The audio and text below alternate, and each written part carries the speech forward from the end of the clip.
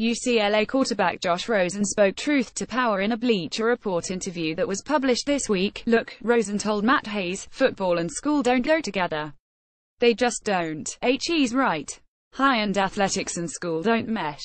Not easily, and not without major compromises along the way. Something always has to give. It takes extraordinary commitment from an athlete, an academic support group, a coaching staff and oftentimes professors to make elite education and elite competition coexist.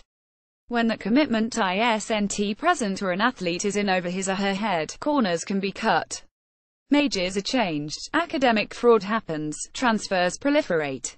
Simply staying eligible becomes the goal. Rosen's stated truth will make school administrators uncomfortable, on both the academic and athletic sides of campus. It will flare up some fans and boosters who don't like the youngsters pulling back the curtain on their autumn Saturdays. It will lead to a series of individual rebuttals from athletes who maxed out their college experience, exceptions to the rule, who competed at a high level while attaining a degree.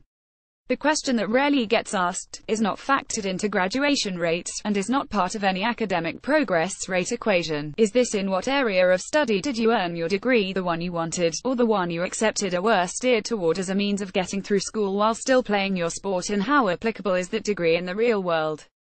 The non-athletic universe is full of college students who change majors, their interests change, or they realize they weren't good at what they originally intended to do, or whatever.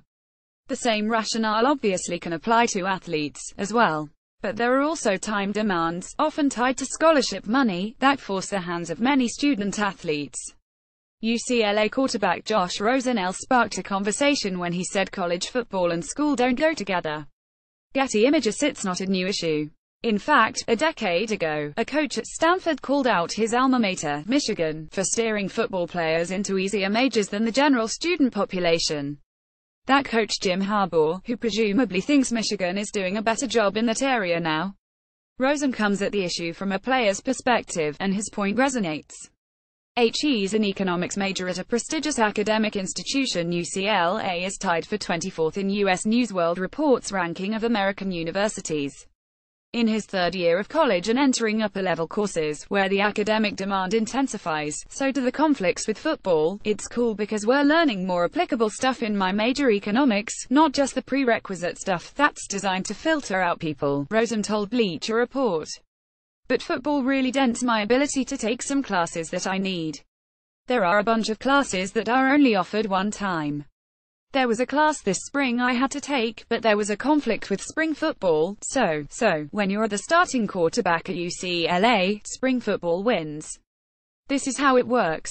Since Rosen is likely in the most important months of a multi-million-dollar job interview for the NFL, it makes sense for football to take priority over econ classes right now.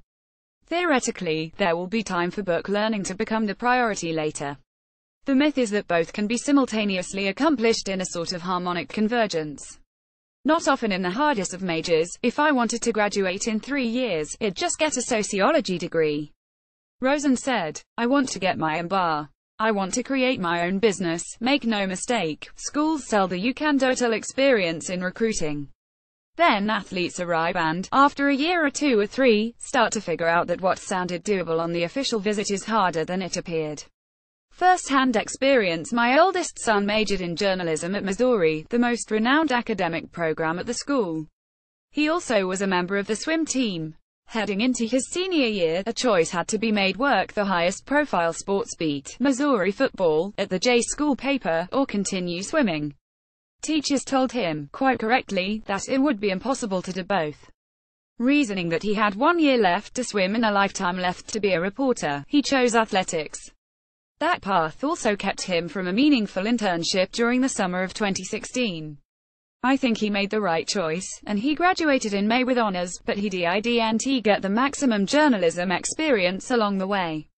Something had to give. He also had to practice on his own once a week to accommodate a mandatory journalism class that WASNT offered at any other time, an arrangement that would be much harder to make work in a team sport. Try asking for that if you're the UCLA starting quarterback. That Missouri J School graduation, a class of 502 received diplomas. I counted 2 wearing gold student-athlete sashes at commencement, 1 swimmer and 1 volleyball player. There are similar stories everywhere, as athletes try to serve two demanding masters. Georgia Tech is a world-famous engineering school, a reputation that certainly attracts a segment of studious athletes. But according to the 2017 Georgia Tech Football Media Guide, 0 seniors in terms of football eligibility are engineering majors. Maybe this year is an anomaly, but it stands out.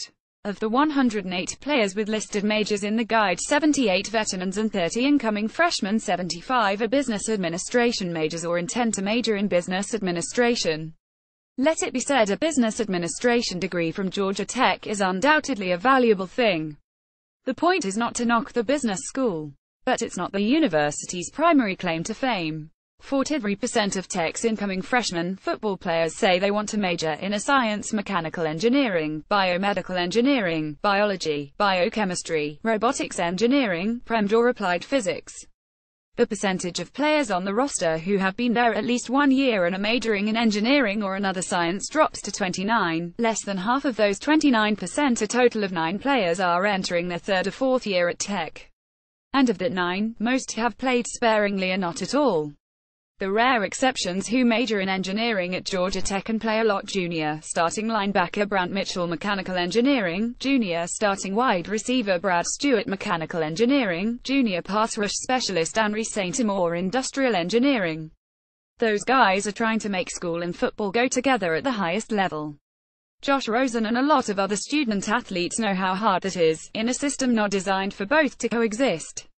More from Yahoo Sports. DUI charges against Tiger Woods dropped. The MLB ballparks with the worst food safety ratings. How 5 years fate led to Mayweather McGregor superfight. Dan Wetzel, who NFL should blame for Kaepernick rally.